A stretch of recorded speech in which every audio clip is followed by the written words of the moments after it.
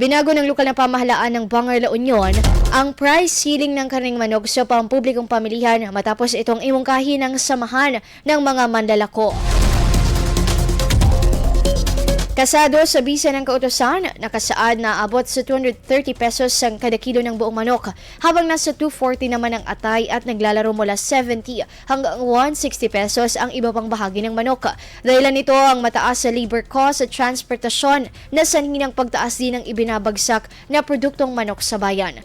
Maaaring maharap sa pagpapawalang bisa ng business permit ang sino mga nagtitinda na mahuling lumabag sa naturang kautosan.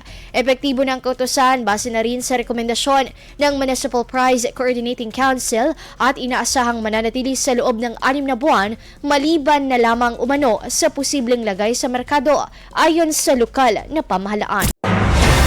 IFM News. IFM News. IFM News.